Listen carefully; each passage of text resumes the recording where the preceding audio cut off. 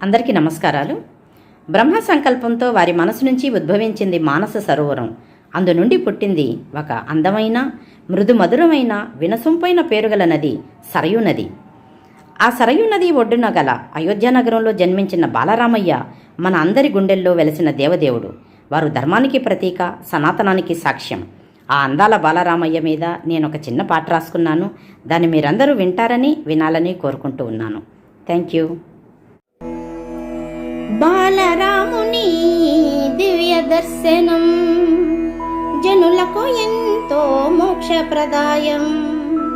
అందాల రాముని ముఖారవిందం ఆ మందహాసం ఆనందదాయకం. బాలరాముని దివ్య దర్శనం జనులకు ఎంతో మోక్షప్రదాయం. మానవావతారం వారి భగవత్ సంకల్పం, దశరథ నరపాలుకి పుత్ర ప్రాప్తం.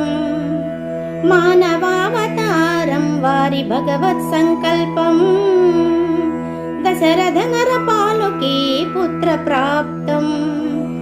అగ్ని నుండి వెలువడిన వరం పాయసం, ఆ పాయసాన్ని పొందిన కౌసల్యది భాగ్యం. ఆ పాయసాన్ని పొందిన తల్లి కౌసల్యది భాగ్యం. బాలరాముని దివ్య దర్శనం జనులకు ఎంతో మోక్షప్రదాయం. దశరథుని పుణ్యతపోఫలం రామం, ధన్యత పొందెను సూర్యవంశం. దశరథుని పుణ్యతపోఫలం రామం, ధన్యత పొందెను సూర్యవంశం.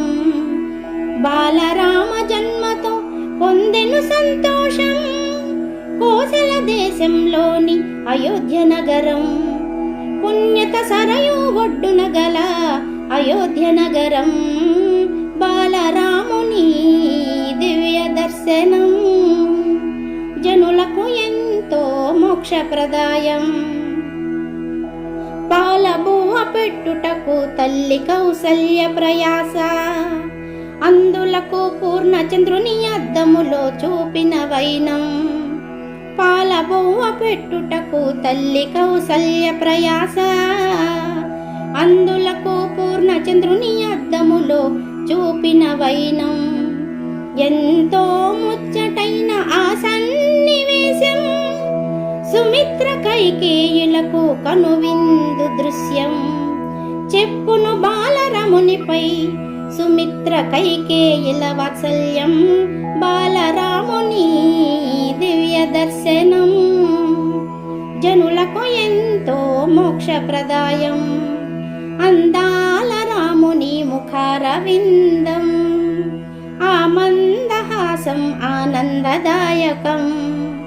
బాలరాముని దివ్య దర్శనం జనులకు ఎంతో మోక్షప్రదాయం.